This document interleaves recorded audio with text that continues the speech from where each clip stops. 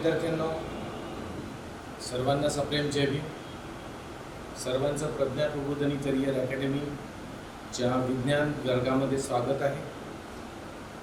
आपला जो टॉपिक सुरू होता तो होता आमला, आमलारी व त्यांचे क्षार. ओके, तर काल हा टॉपिक आपण सुरू केला होता विद्यार्थ्यांनो. त्यामध्ये मी काही गोष्टी तुम्हाला सांगितल्या होत्या आमला आणि आमलारीबद्दल. तर त्यांच्याबद्दल जस्ट थोडी माहिती घेऊया परत एकदा. त्याच गोष्टी कोणत्या, जे आम्ल असतात, आम्ल हे काय असतात, हे चवीला आंबट असतात. ओके, आम्लारी जी असते ती चवीला काय असते, तुरट असते. जे आम्ल असतात यांच्यामध्ये निळा लिटमस पेपर काय होतो, लाल होतो. तर आम्लारीमध्ये लाल लिटमस पेपर निळा होतो. ओके, तिसरी आपण बघितली होती की ज्या पदार्थाच्या जलीय द्रावणामध्ये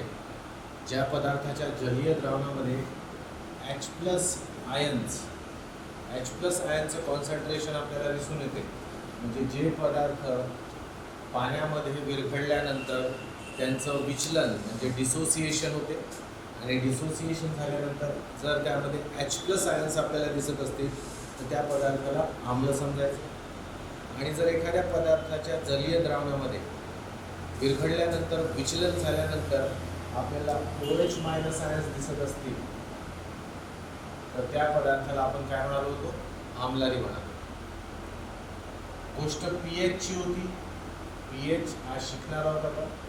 तर pH ची व्हॅल्यू इथे 0 ते 6.9 या दरम्यान जे पदार्थ असतील त्यांना आपण आम्ल समजायचं असते. आणि 7.1 pH ते 14 पर्यंतचा जो pH असेल या दरम्यान येणाऱ्या द्रावणांना किंवा पदार्थांना आपण आम्लारी म्हणतो, असं आपण पाहिलं होतं. हे H+ आयन आणि OH- आयन्स हे कोणत्या सिद्धांतानुसार आपण ठरवले होते, तर हे अरेनियस थेअरीच्या नुसार ठरलेले आहेत. म्हणजे अरेनियस या शास्त्रज्ञाने दिलेल्या सिद्धांतानुसार H+ म्हणजे आम्ल आणि OH- म्हणजे आम्लारी, ॲसिड अँड बेस. तर इतकं आपण काल बघितलं होतं. याच्या पुढचं आज शिकायचं आपल्याला. तर इथपर्यंत कोणाला काही प्रॉब्लेम, एकदा रिप्लाय करा स्टुडंट्स. इथपर्यंत काही प्रॉब्लेम आहे तुम्हाला?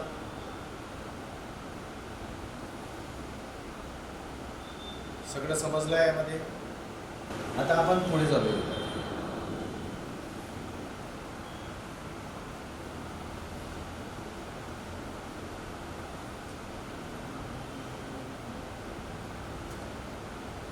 आता आपण बघूया आम्लांचे गुणधर्म.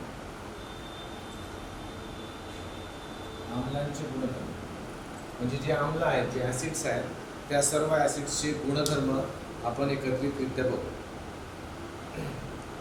तर आपल्याला प्रथम गोष्ट आम्लांच्या गुणधर्मामध्ये पहिली गोष्ट ही की आम्लांमध्ये H+ आयन्स हे आपल्याला प्रमुख प्रमाणात दिसतात. म्हणजे आपण काय म्हणणार की आम्लांमध्ये H+ आयन हा प्रमुख घटक असतो. आम्लांमध्ये H+ आयन्स हा प्रमुख घटक असतो. दुसरी गोष्ट ही की काही आम्ल सहंत तर काही विरल असतात. सहंत म्हणण्यापेक्षा आपण त्याला तीव्र म्हणतो. काही आम्ल तीव्र तर काही विरल असतात. तीव्र म्हणजे काय? तीव्र म्हणजे कॉन्सन्ट्रेटेड. तीव्रचा अर्थ समजायचा विद्यार्थ्यांना, कॉन्सन्ट्रेटेड. आणि विरल म्हणजे डायल्यूट. तर हे कॉन्सन्ट्रेटेड आणि डायल्यूट आहेत हे आपण कसं ठरवायचं असतं, कशा कोणत्या याच्याने आपण कॉन्सन्ट्रेटेड आणि डायल्यूट करणार. तर बघा, हे ठरवण्यासाठी यामध्ये आपण एक गोष्ट पाहू की सपोज करा हे पाणी आहे आणि या पाण्यामध्ये मी कॉन्सन्ट्रेटेड HCl म्हणजे हायड्रोक्लोरिक ॲसिड, तीव्र किंवा सहंत हायड्रोक्लोरिक ॲसिड हा या पाण्यात ओतला.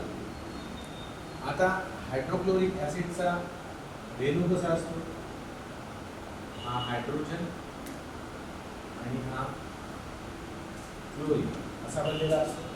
हा हायड्रोक्लोरिक आम्लाचा रेणू असतो. हे आयन्स, हे जे HCl बनलं आहे याच्यावर पॉझिटिव्ह चार्ज असतो आणि याच्यावर निगेटिव्ह चार्ज असतो. बॉन्ड शेअरिंग झाल्यामुळे पॉझिटिव्ह निगेटिव्ह हे आपल्याला दिसून पडतात. ठीक आहे. आता आपण इथे बघू की हे जेव्हा रेणू पाण्यामध्ये येतात तर यांच्या मधात पाण्याचे रेणू घुसायला लागतात. यांच्या मधात पाण्याचे रेणू घुसायला लागतात आणि यांची बॉन्ड ब्रेकिंग होते आणि आपल्याला H+ आयन वेगळा आणि Cl- आयन वेगळा झालेला दिसतो. असं केव्हा होते, जेव्हा ते पाण्यात विरघळवले जातात. म्हणजे हा तीव्र HCl पाण्यात विरघळवला तर त्यांच्यामध्ये H2O चे मॉलिक्युल्स म्हणजे H2O चे रेणू जातील आणि ते H+ आयन आणि Cl- आयन यांना वेगवेगळं करतात. आता हे जेव्हा वेगवेगळे होतात, आपल्याला या प्रोसेसला आपण मराठीमध्ये विचलन आणि इंग्लिशमध्ये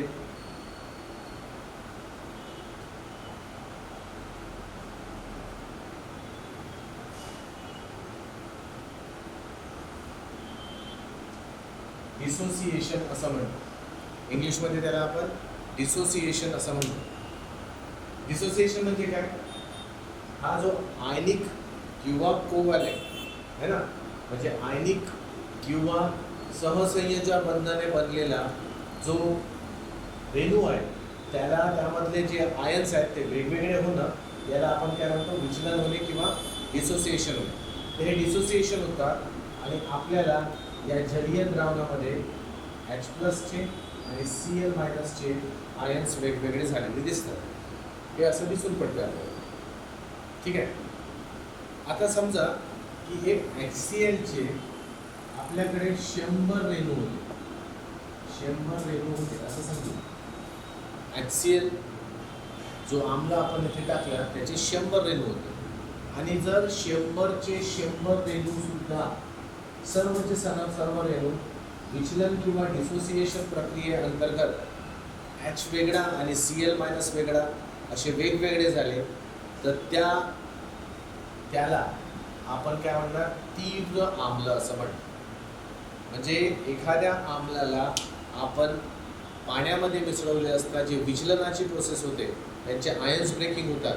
हे ब्रेकिंग जर 100% होतात म्हणजे सर्वचे सर्व रेणू विचलित होत आहेत, डिसोसिएट होत आहेत, वेगवेगळे पॉझिटिव्ह आणि निगेटिव्ह आयन्स बनवत आहेत. तर अशा आम्लांना आपण तीव्र आम्ल म्हणतो.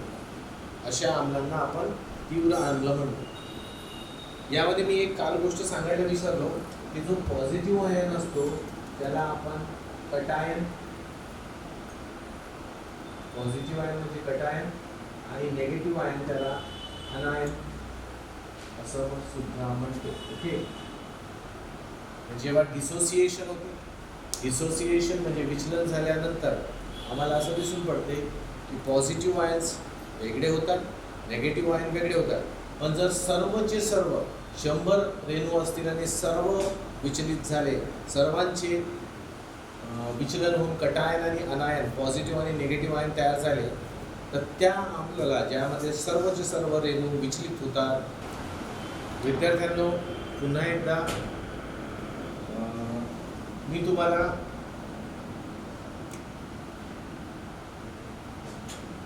तीव्र आणि विरल असे आम्ल आणि आम्लारीबद्दल बोलतो. आपण आता आम्लांबद्दल बोलतोय तर मी काही सांगण्याचा प्रयत्न केला. मी तुम्हाला पुन्हा एकदा तीच गोष्ट सांगा.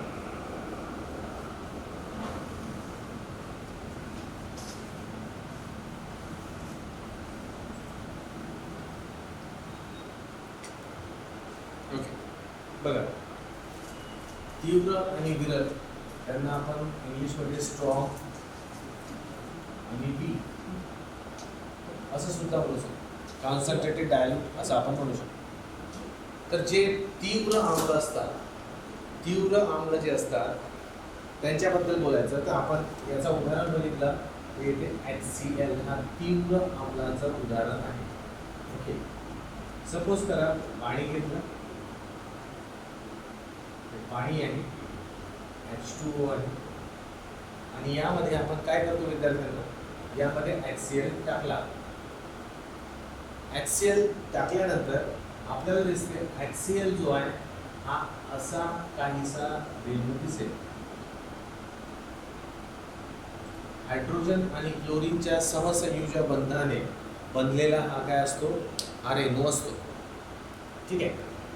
हा पाण्यात टाकल्याबरोबर काय होते, या दोघांच्या मध्ये H2O चे आयन्स H2O हा प्रवेश करतात आणि या दोघांना सेपरेट करतात. म्हणजे वॉटरचे रेणू, पाण्याचे रेणू या HClच्या रेणूच्या मधल्या जागेत जातात आणि त्यांना सेपरेट करतात. आता सेपरेट केल्यामुळे काय होतं की हा हायड्रोजन वेगळा होतो आणि हा क्लोरीन वेगळा.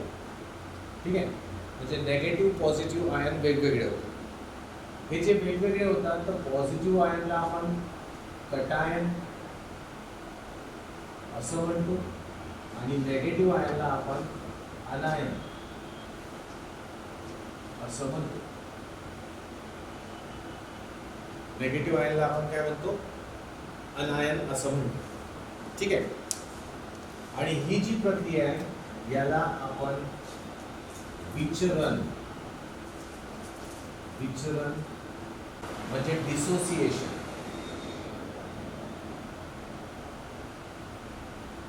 डिसोसिएशन ही प्रोसेस घडून येते.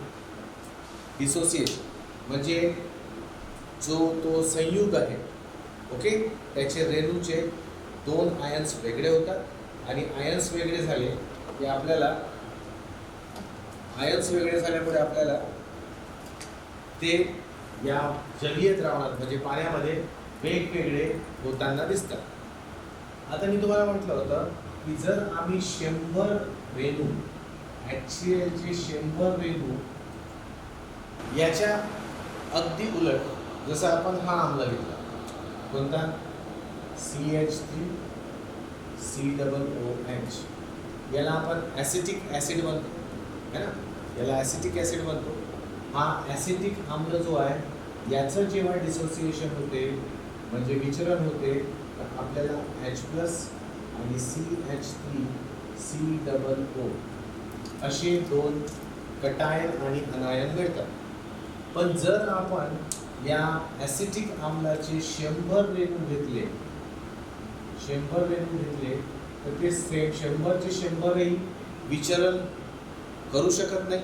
त्यांच्यापैकी काहीच, म्हणजे असं समजा 50 रेणू किंवा 60 रेणू यांचंच विचरण होते. विचरण म्हणजे त्यांचं कटायन आणि अनायन बनणे, म्हणजे काहीच रेणूंचं विचलन होते. बाकीचे रेणू त्या जलीय द्रावणात किंवा पाण्यामध्ये ॲज इट इज राहतात. तर अशा आम्लांना आपण काय म्हणतो, अशा आम्लांना आपण विरल किंवा काय वीक ॲसिड असं म्हणतो.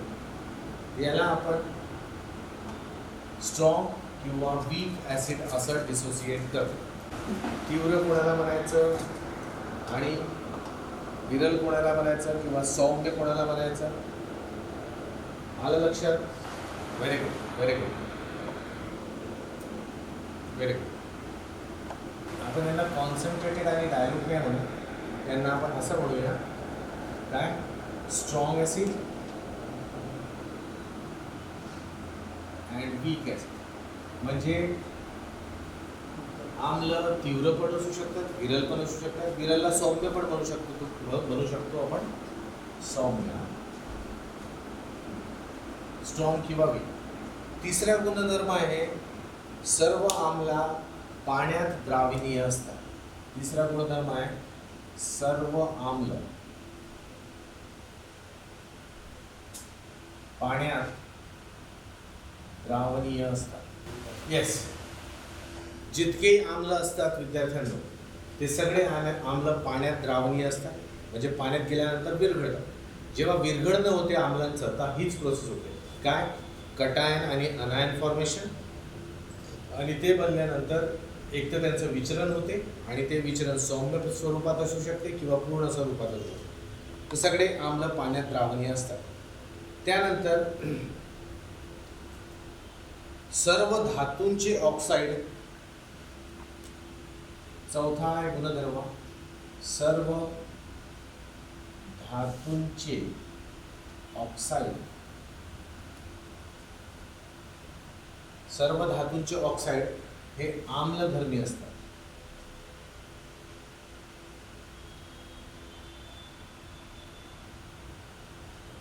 हे पॉइंट लक्षात ठेवायचा.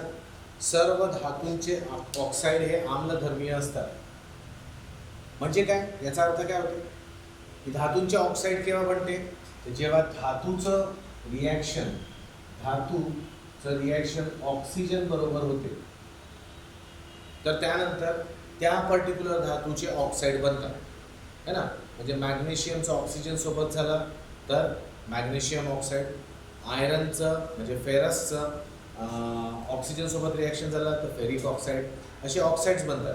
पण या ऑक्साईडचा जो गुणधर्म असतो तो गुणधर्म कोणता असतो? आम्ल स्वरूपाचा असतो. म्हणजे सर्व धातूंचे ऑक्साईड आम्हाला आम्लधर्मी सापडतात. त्या ऑक्साईड्समध्ये आपल्याला आम्लांचे गुणधर्म आढळून येतात. ओके, हा आपला नेक्स्ट पॉईंट आहे. चौथा झाला. पाचवा पॉईंट आहे की जेवढे पीएच मूल्य कमी तेवढा आम्ल तीव्र असतो. म्हणजे आता हे पीएच काय आहे हे आता थोड्या वेळात कळणार. मी तुम्हाला मगाशीच सांगितलं होतं पीएच ची व्हॅल्यू कशी आपण 0 ते 6.9 घेतो जेव्हा आम्हाला आम्लांच्या बाबतीत विचार करायचा असतो. 0 ते 6.9 या दरम्यान जे काही द्रावण असतील पीएच स्केलमध्ये ते आपण आम्ल आहेत, ॲसिड आहे असं मानतो. तर पीएचची व्हॅल्यू जर कमी असेल तर तो आम्ल आम्ही तीव्र मानतो. म्हणजे एखाद्या आम्लाची पीएचची व्हॅल्यू 1 आहे आणि दुसऱ्या एखाद्या आम्लाची व्हॅल्यू पीएच व्हॅल्यू 4 आहे. तर यामध्ये आम्ही याला तीव्र मानणार आणि याला विरल मानणार. याची व्हॅल्यू ज्याची व्हॅल्यू सर्वात कमी तो जास्त तीव्र आम्ल मानला जातो. ओके, हा गुणधर्म आहे कोणाचा? आम्लांचा. नेक्स्ट पॉइंट आहे म्हणजे 6वा पॉइंट आहे की आम्लांच्या जलीय द्रावणातून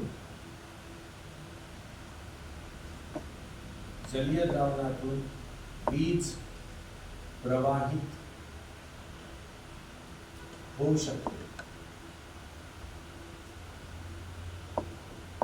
आम्लांच्या जलीय द्रावणातून वीज प्रवाहित होऊ शकते. आता हा एक न्यू कन्सेप्ट काय की जर आपण आम्लाचं जलीय द्रावण बनवलं, हे आम्ल आहे याचं जलीय द्रावण बनवलं तर या जलीय द्रावणातून वीज प्रवाहित होऊ शकते. आता हे कसं होते हे मी तुम्हाला सांगतो. ओके, तर आपण थोडं अधिक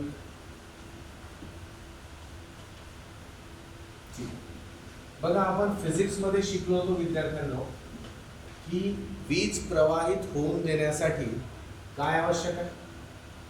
वीज प्रवाहित होण्यासाठी आम्हाला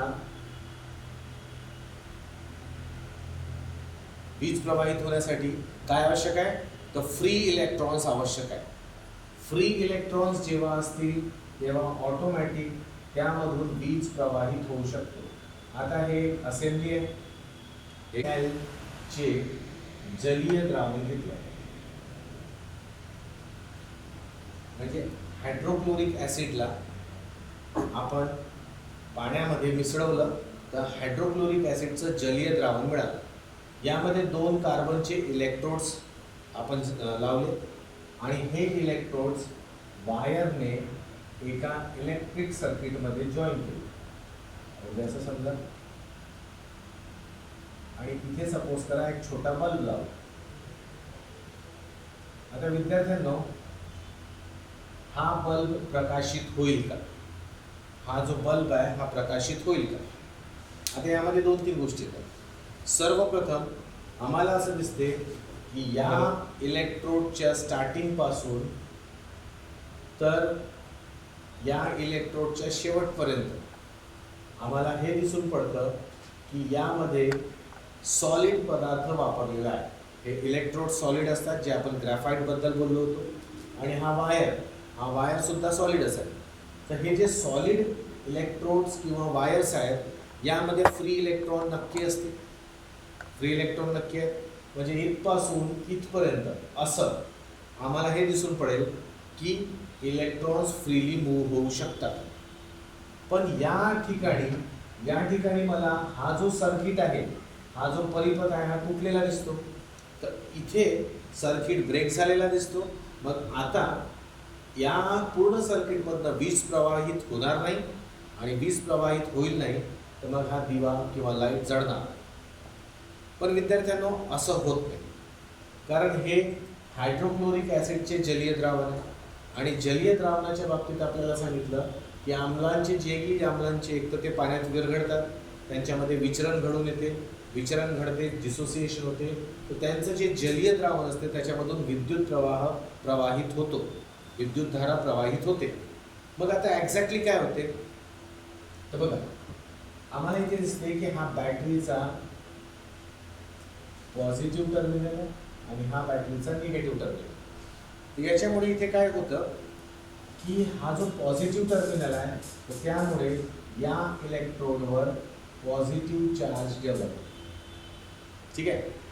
आणि हा जो नेगेटिव्ह टर्मिनल आहे, यावर नेगेटिव्ह चार्ज डेव्हलप होतो. आता जेव्हा HCl ला पाण्यात आपण विरघळवलं तर यामध्ये हायड्रोजनचे आयन आणि क्लोरीन मायनसचे आयन हे काय झाले, तयार झाले. हायड्रोजन आणि क्लोरीनचे आयन्स, एनायन आणि कटायन तयार झाले आणि हे या जलीय द्रावणामध्ये फ्रीली मूव्ह होत आहे. तर आपल्याला हे दिसतं की या इलेक्ट्रोडवर पॉझिटिव्ह चार्ज आल्यामुळे हा जो अनायन आहे हा याकडे वळतो, कारण तो नेगेटिव्ह आहे, तो नेहमी कुठे जायला लागेल, पॉझिटिव्हकडे. आणि हा जो H+ आयन आहे हा या ठिकाणी मूव्ह होतो. म्हणजे आम्हाला दिसते की या जलीय द्रावणामध्ये जितके कॅटायन आहे ते नेगेटिव्ह इलेक्ट्रोडकडे जातात आणि जेवढे अनायन आहेत ते पॉझिटिव्ह इलेक्ट्रोडकडे जातात, कारण पॉझिटिव्ह निगेटिव्ह एकमेकांना अट्रॅक्ट करतात. तर या मधल्या भागामध्ये जिथे आपल्याला सर्किट ब्रेक झालेला दिसते, त्या दरम्यान या चार्ज पार्टिकलचं काय होते, वहन होते. आणि इलेक्ट्रिसिटीची किंवा इलेक्ट्रिक करंट किंवा विद्युतधारेची व्याख्या काय, तर फ्लो ऑफ चार्ज पार्टिकल्स. तर जसं इलेक्ट्रॉन नेगेटिव्ह चार्ज आहे, प्रोटॉन पॉझिटिव्हली चार्ज आहे, आपल्याला तेही माहीत आहे की हे जे आयन्स आहेत हे सुद्धा पॉझिटिव्ह आणि नेगेटिव्ह चार्ज आहेत. तर मग हे सुद्धा इकडून तिकडे वाहत आहेत. आणि डेफिनेशननुसार काय डेफिनेशन आहे, फ्लो ऑफ इलेक्ट्रिक चार्ज म्हणजे विद्युत प्रभाराच्या वहनामुळे विद्युतधारा निर्माण होते. इथे विद्युत चार्ज फ्लो होत आहे ना, आणि त्याच्या फ्लो होण्यामुळे या पट्ट्यामध्ये इलेक्ट्रिसिटी काय होते, निर्माण होते. आणि ही इलेक्ट्रिसिटी इथे आपलं काम करते आणि बाकीच्या सेक्टरमध्ये जो सॉलिड माध्यम आहे त्यामध्ये फ्री इलेक्ट्रॉन्स काम करतात. आणि याच्यामुळे काय होतं, याच्यामुळे हा पूर्ण परिपथात इलेक्ट्रिक करंट फ्लो होताना दिसतो आणि हा दिवा जळायला लागतो. ओके, हा दिवा जळायला लागतो. म्हणजे थोडक्यात बॉटम लाईन काय सांगू आपण याची, की ज्या द्रावणामध्ये आयन निर्माण होतात, ज्या द्रावणामध्ये आयन म्हणजे चार्ज पार्टिकल म्हणजे प्रभार चार्जेसयुक्त रेणू किंवा आयन निर्माण होतात, त्या द्रावणात नक्की काय होते, विद्युत प्रवाह वाहन करतो, म्हणजे इलेक्ट्रिक करंट फ्लो होतो. ओके, तर इथे असं होतं. हीच गोष्ट आपल्यालाही लागू पडते. आपल्या बॉडीमध्ये पण काय आहे की आपल्या बॉडीमध्ये जेव्हा जसं बघा, हा एवढा लोखंडाचा तार आहे समजा, हा सॉकेटमध्ये टाकला आणि बटन ऑन केली, तर एवढ्या पट्ट्यामध्ये फ्री इलेक्ट्रॉन्स काय करतील, इलेक्ट्रिसिटीचं वहन करतील, विद्युत धारेला वाहून नेतील. पण इथपासून आपल्या बॉडीमधून विद्युत धारेला सवय असते कुठे जायची, जमिनीकडे जायची. तर हे बॉडीमधून जो इलेक्ट्रिक फ्लो होतो आहे, करंटचा फ्लो होतो आहे, त्यामागे बोटापासून तर पायापर्यंत कोण वहन करून देत आहे, तर आपल्या बॉडीमध्ये जे आयन्स आहेत, तो कोणते आयन्स आहेत तुम्हाला माहिती असेल. आपण म्हणतो ना, ब्लड प्रेशर नॉर्मल ठेवण्यासाठी आपल्याला सोडियम आणि पोटॅशियम या आयन्सचा गुणोत्तर एक व्यवस्थितरित्या ठेवावा लागतो. जर हा गुणोत्तर चुकला तर आपला बीपीवर प्रॉब्लेम होतो, ब्लड प्रेशरवर प्रॉब्लेम होतो. म्हणजे इनडायरेक्टली सांगायचं आहे की आपल्या बॉडीमध्ये ऑलरेडी भरपूरसे आयन्स आहेत. आपल्या बॉडीमधून जी इलेक्ट्रिसिटी प्रवाहित होते त्यासाठी आयन्स रिस्पॉन्सिबल असतात, आयन्स कारणीभूत असतात. तर आपल्या बॉडीच्या इलेक्ट्रिसिटीचं वहन आयन्स करून देतात. तसंच या मधल्या पट्ट्यामध्ये जिथे सॉलिड पार्टिकल्स नाही आहेत, तिथे हा जो HClच्या जलीय द्रावणामध्ये H+ आणि Cl- आयन्स, कॅटायन्स आणि एनायन्स निर्माण झाले, हे या पट्ट्यामध्ये फ्लो होतात आणि या पर्टिक्युलर इलेक्ट्रोडवर जमा होत राहतात. आणि यांच्या वहनामुळे काय होते की त्या ठिकाणी विद्युत धारेचा प्रवाह होतो. म्हणजे तार किंवा इलेक्ट्रोडमधून फ्री इलेक्ट्रॉन्स आणि या पट्ट्यामधून काय, तर आयन्स यांच्या फ्लोमुळे हा सर्किट कंप्लीट होतो आणि इलेक्ट्रिक करंट कंटिन्युअसली फ्लो होत राहते व इलेक्ट्रिक लाईट हा सुरू होतो. तर या गुणधर्माचा अर्थ हा होतो. तर विद्यार्थ्यांना जे मी सांगितलं ते तुम्हाला कळलं, एकदा रिप्लाय करा. Very good, very good, very good dear students, very good.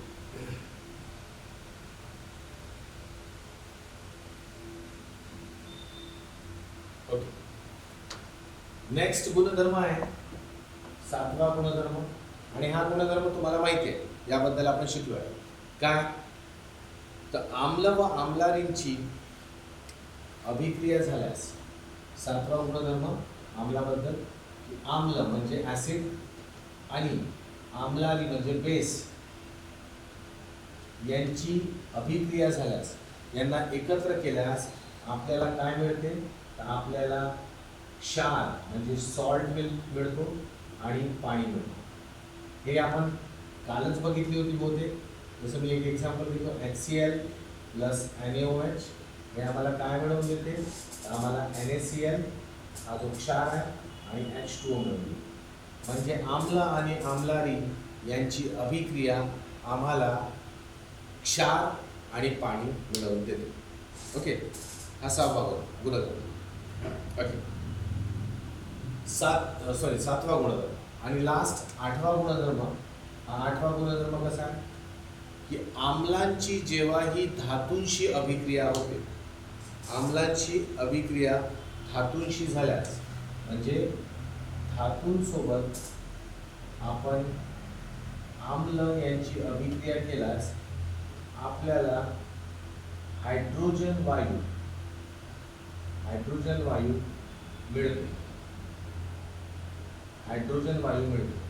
Okay, म्हणजे जेव्हा कधी आपण धातूंची अभिक्रिया आम्लांशी केली, धातूंची अभिक्रिया आम्लांशी केली, तर त्यामधून हायड्रोजन वायू मुक्त होतो, हायड्रोजन गॅस इज लिबरेटेड. तर हे जे आहेत हे आम्लांचे काहीशे गुणधर्म आहेत. आय होप तुम्हाला हे कळले असतील. एकदा विद्यार्थ्यांनो रिप्लाय करा. Students please reply. Have you understood all the properties of acids? आम्लांचे सगळे गुणधर्म तुम्हाला कळून आले?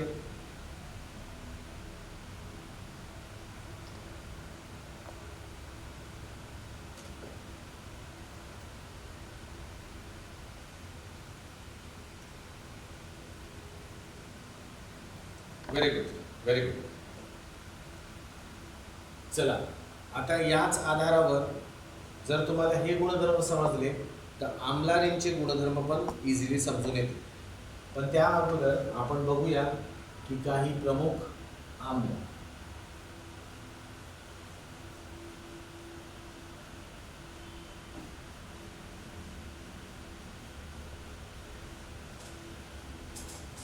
काही प्रमुख पदार्थ व त्यामध्ये आढळणारे आम्ल यांची आपण एक लिस्ट पाहू. ओके,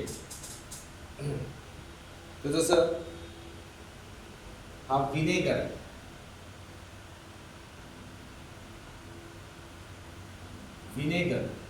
विनेगर तुम्ही बघितलं असेल. विनेगर आपण कुठे टाकतो? तर आपण चायनीज पदार्थ, खाद्यपदार्थ जेव्हा बनवतो तेव्हा विनेगर आपण वापरतो. तर विनेगरमध्ये कोणतं आम्ल असते? तर विनेगरमध्ये ॲसिटिक आम्ल असते. विनेगर म्हणजे दुसरं तिसरं काही नसून ते ॲसिटिक ॲसिड आहे, ॲसिटिक आम्ल आहे. ठीक आहे. मग संत्रे, लिंब, अननस हे जे फ्रूट्स आहेत, हे फळं आहेत, यांचं नाव तुम्हाला इंग्लिशमध्ये माहिती आहे ना, सिट्रस फ्रूट म्हणतात. सिट्रस फ्रूट, कारण यामध्ये कोणचं? Citric acid.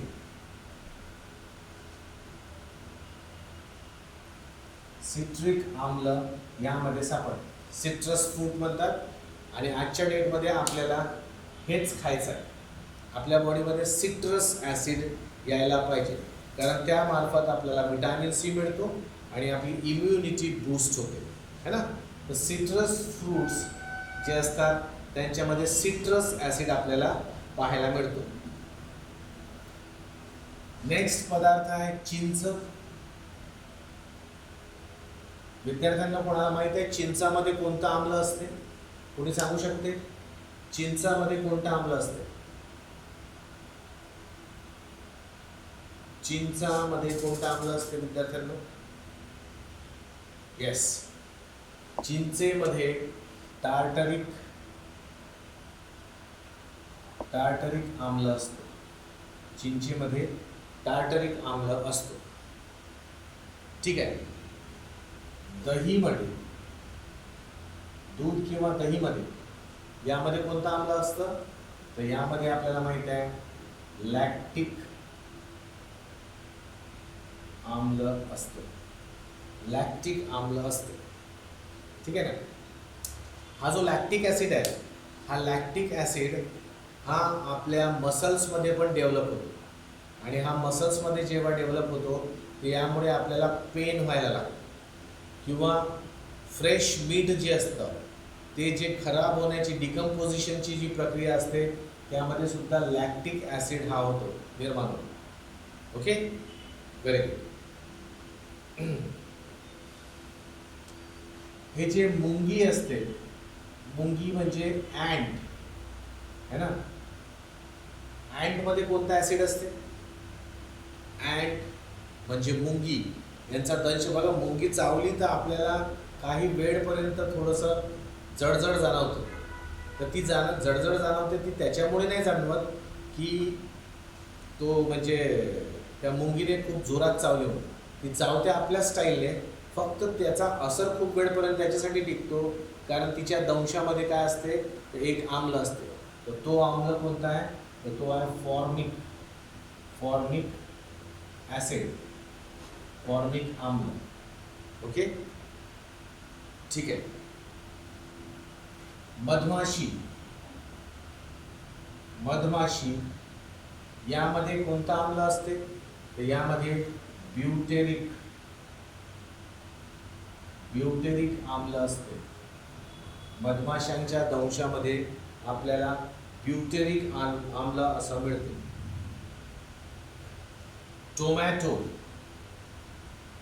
टोमॅटो मध्ये ऑक्झॅलिक आम्ल आपल्याला मिळतं. ऑक्झॅलिक आम्ल आपल्याला मिळते. ठीक आहे. शीतपेयामध्ये, शीतपेय म्हणजे काय विद्यार्थ्यांनो? कोल्ड्रिंक्स. कोल्ड्रिंक्समध्ये आपल्याला हे स्पेशली दिसतं की कोल्ड्रिंक्समध्ये काही बबल्स दिसतात विद्यार्थी, है ना? कोल्ड्रिंक्सची बॉटल आपण बघितली की आतमध्ये काही बबल्स दिसतात. तर ते बबल्स म्हणजे त्याच्यामध्ये डिझॉल्व कार्बन डायऑक्साईड असतं. कार्बन डायऑक्साईड ॲसिडिक नेचरचं असतं. त्याचं जलीय द्रावणामध्ये आपल्याला ॲसिडनेस दिसतो, म्हणजे आम्लयुक्त गुणधर्म मिळतात. तर तो ॲसिड कोणता असतो? तर तो असतो कार्बोनिक ॲसिड. कार्बोनिक आम्ल हा शीतपेयामध्ये म्हणजे कोल्ड्रिंक्समध्ये असतो. तर असे काहीशे पदार्थ, याच्यावर ॲज सच MPSC तर तुम्हाला असा डायरेक्ट क्वेश्चन नाही विचारणार, पण छोट्या मोठ्या एक्झाम्समध्ये हे असे वन लायनर क्वेश्चन विचारू शकतात. ओके, तर हे थोडं लक्षात ठेवायचं थोडं. आता यानंतर विद्यार्थ्यांनो आपण येऊया आम्लारीवर. आता आम्लारींचे गुणधर्म बघूया.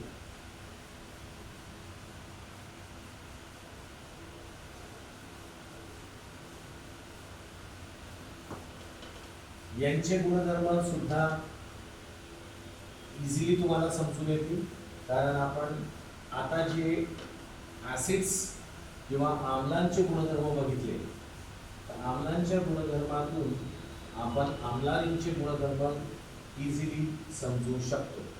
तर ते विद्यार्थ्यांना आता बघूया वन बाय वन.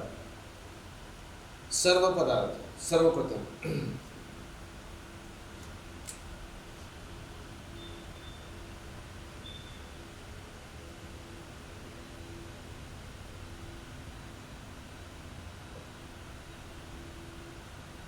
आम्लारींचे गुण हे आपल्याला हे तर माहिती आहे, चवीला तुरट असतात आणि हे थोडेसे स्लिपरी असतात. स्लिपरी म्हणजे कसं? घसरणारे, असे खूप फिसलं नसते यांच्या. म्हणजे जसं तुम्ही इमॅजिन करा की आपलं जे आंघोळ किंवा कपडे धुण्याचं जे साबण असतं, साबण जे असतं आपलं, ते कसं हातातनं घसरतं. तर हे त्याच्यामध्ये बेस किंवा आम्लारी असल्यामुळेच ते काय होते, घसरण त्यांना मिळतं. म्हणजे हे सगळे आम्लारी थोडेसे काय असतात, घसरट असतात. त्यांना आपण स्लिपरी असं म्हणतो. ओके, त्यामध्ये आपल्याला हे तर माहितीच आहे की प्रमुख घटक कोणता असतो याच्यात. तर पहिला गुणधर्म येईल यांचा प्रमुख घटक OH- आयन असतो.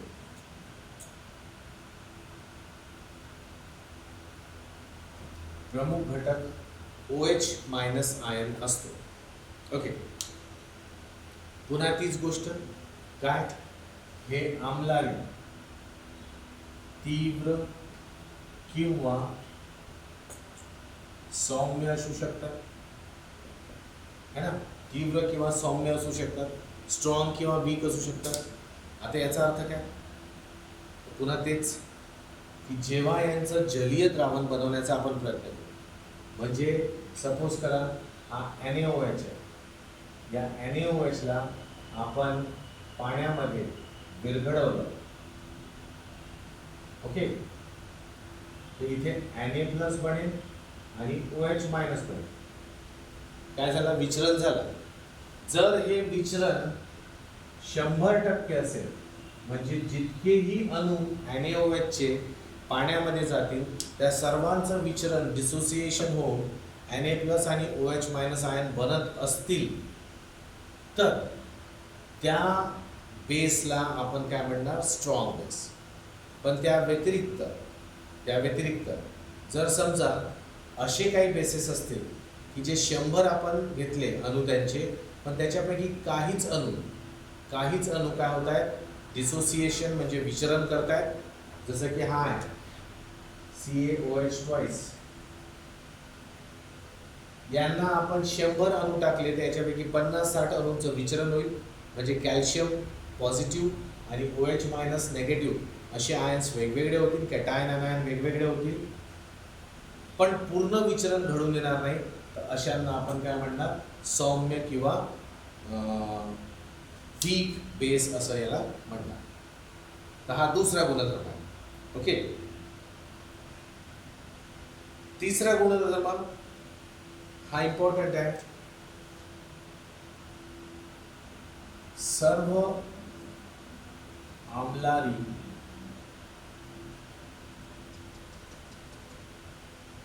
पाण्यात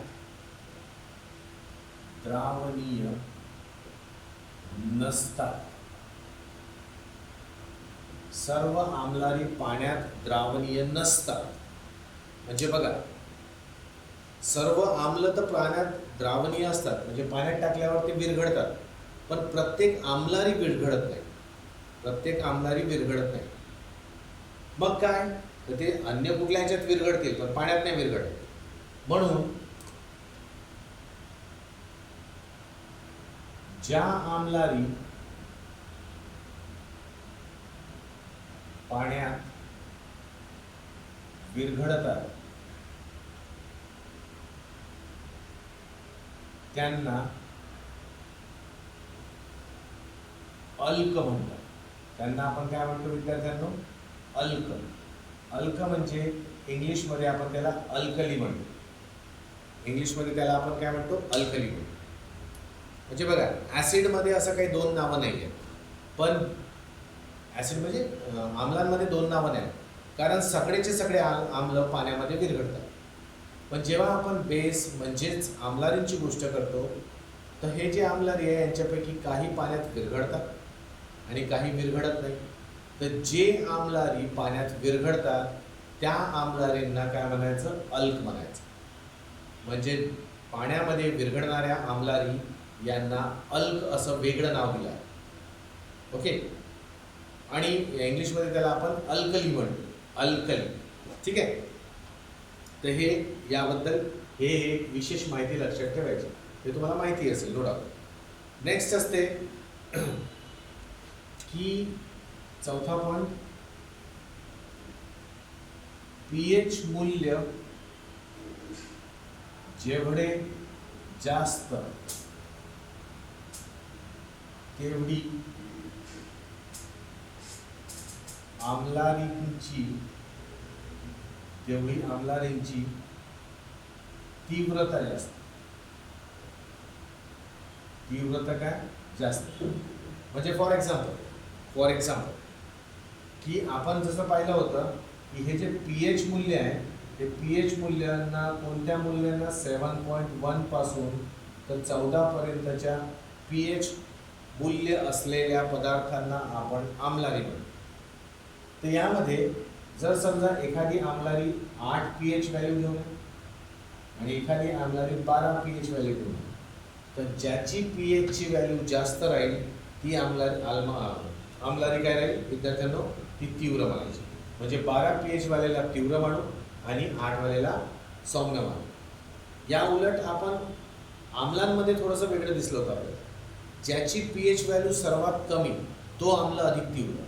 याच्यामध्ये ज्याची पीएच व्हॅल्यू सर्वात अधिक ती आम्लारी काय? ती तीव्र असं. अच्छा, यांच्या जलीय द्रावणातून 5वा पॉइंट, जलीय द्रावणातून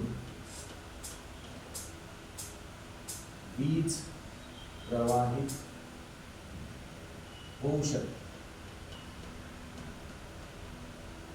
जलीय द्रावणातून वीज प्रवाहित होऊ शकते. हा जो पॉइंट आहे, हा पॉइंट सरळ एकाच गोष्टीशी आपल्याला निगडीत करता येतो. काय आहे ती गोष्ट? की सपोज करा आपण जेव्हा कधी असं सर्किट बनवलं, तीच गोष्ट पुन्हा हे इलेक्ट्रोड लावले, सर्किट बनवलं, इथे बॅटरी लावली, इथे दिवा लावला.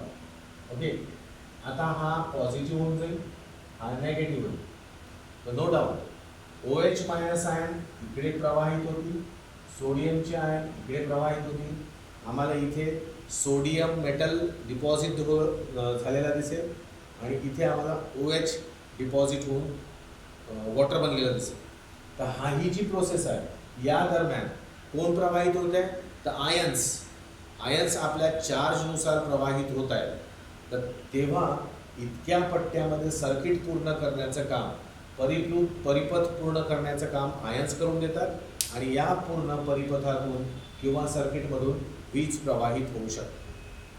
बघा विद्यार्थ्यांनो, कधीही तुम्हाला असं आलं, बरं स्टुडंट्स थोडा नेटवर्क इश्यू येत आहे, मध्ये मध्ये व्हिडिओ पॉज होत आहे, तर आपण आज तसा वेळ झालेलाच आहे, तर आपण इथे थांबूया. हे बिंदू जर तुम्हाला समजले नसतील तर मी पुन्हा रिपीट करून देईल उद्या एक वेळा याची उजळणी घेऊया आपण आणि मग पुढचं सुरू करूया. तर काही चिंतेची बाब नाही आहे, व्हिडिओ पॉज होतही आहे तरी तुम्ही उद्याला मी पुन्हा हे रिपीट करून देईन. तर I hope you understood the problem. तर एकदा तुम्ही येस रिप्लाय टाकून द्या, मग मी आजचा क्लास एंड करतो.